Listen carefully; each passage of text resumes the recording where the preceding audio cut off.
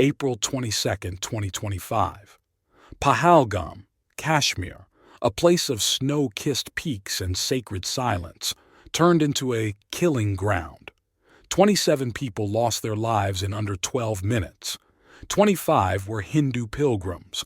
One was a Christian tourist, and one was a Muslim guide. He died trying to shield the others. The attackers came dressed as local guides, fluent in the dialect, moving with precision.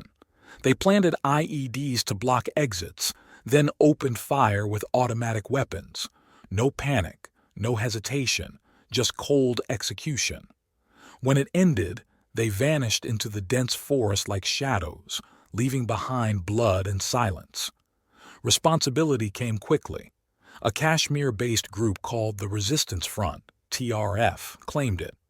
A group banned by India, the US, and the EU. But confusion followed. Just hours later, TRF denied targeting civilians, blaming rogue elements. That message disappeared within 9 minutes. Too late. The damage was done. India pointed directly at Pakistan's ISI, accusing it of orchestrating the attack. Officials released audio recordings of intercepted calls, but analysts later exposed them as recycled from a 2022 hoax. Pakistan, in turn, called the accusations baseless and demanded a UN-led investigation. But the world looked away. China called for restraint but refused to condemn TRF. The US and EU condemned the attack but carefully avoided blaming Pakistan. At the UN Security Council, any momentum for justice was blocked, paralyzed by China's veto. Questions began to pile up. Why pilgrims? TRF had a history of targeting military forces, not civilians, and Indian intelligence. It had received warnings about militant movement in Pahalgam just weeks earlier, but they were ignored. A costly mistake.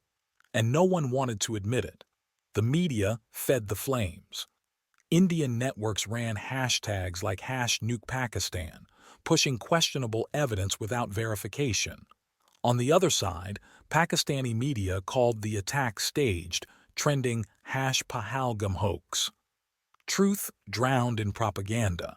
India launched Operation Sindoor, pre-planned air and ground strikes now framed as retaliation.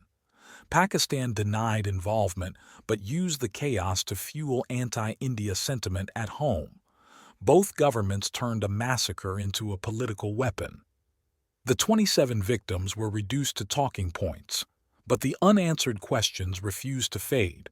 Where did the weapons come from? Investigations pointed not to Pakistan, but to Afghan black markets.